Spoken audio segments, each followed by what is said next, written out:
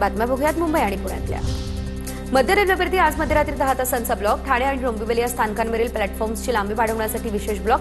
आज रात्री 12 वाजेपासून सकाळी 10 वाजेपर्यंत हा ब्लॉक असेल। मुंबईच्या सायनमधील पूर्व द्रुतगती मार्गावरती नव्या आणि जुन्या पुलाच्या कामाला सुरुवात। सध्या कार्यरत असलेल्या पुलाच्या सांध्यांमध्ये तांत्रिक बिघाड, वाहन चालकांना धक्के बसणं, वाहतुकीचा वेग कमी होणं अशा तक्रारी।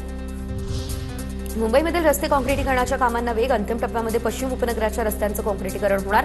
अंतिम टप्प्यातील काँक्रिटीकरणाच्या कामांसाठी 7,600 कोटींचा खर्च अपेक्षित। मुंबईमध्ये उष्णतेचा येलो अलर्ट। राज्यामध्ये 19 तारखेपर्यंत उष्णतेची लाट। दमटपणामुळे उकाडा अधिक तीव्र जाणवायला सुरुवात। मुंबईचं तापमान 31 ते 35 अंशांदरम्यान राहणार असल्याची देखील माहिती। पुणे शहरातील 216 उद्यानं जास्त वेळ खुली राहणार। महापालिकेच्या उद्यान विभागाकडून उन्हाळ्याच्या पार्श्वभूमीवर शहरातील उद्यानांच्या वेळेत बदल करण्याचा मोठा निर्णय घेण्यात आला।